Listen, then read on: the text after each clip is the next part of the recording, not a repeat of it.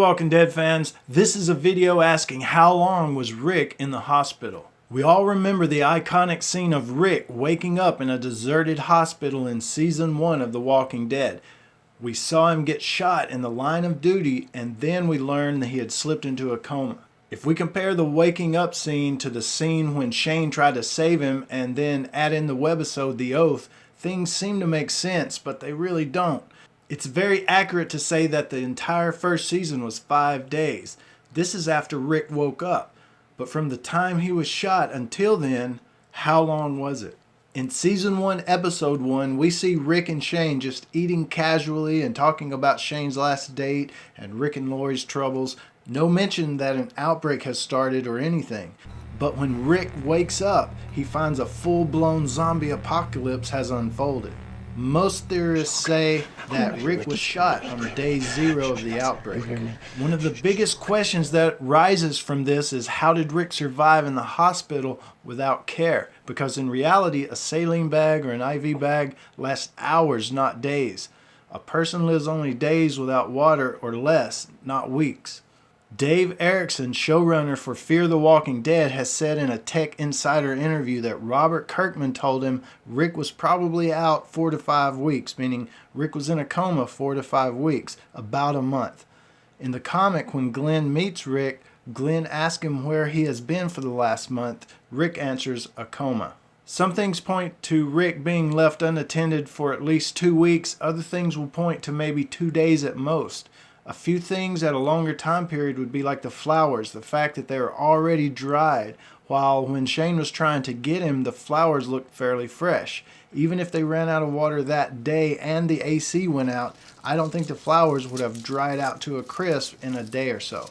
Also, the Walking Dead Wiki's timeline for the show has Shane visiting on day 14 after the outbreak began and Rick waking up on day 59. No way he could have survived that long without care. And Morgan said the gas and lights have been out for a while. Just a lot of things pointing to actually a longer period of time. But stubble on his face and no hair growth on top could point to only a day or two without care. The power goes out at the hospital when Shane is there, but is back on when Rick wakes up. Generators? Probably, but they run out of fuel, and that usually has to be refilled daily. This is something I wonder about the nurse from the webisode The Oath. She cared for the patients and ended their life soon if they wanted to get out peacefully, but did she also refill the generators to keep the power on for weeks? And if we look at how Shane left the comatose Rick and how he was when he woke up, it seems someone was taking care of him. You have the electrodes back on him, he's under the blanket, he has a full IV bag. And for continued safety reasons, this person always put the gurney back up against the door. So how long was Rick in the hospital? About a month. How long did he go without care?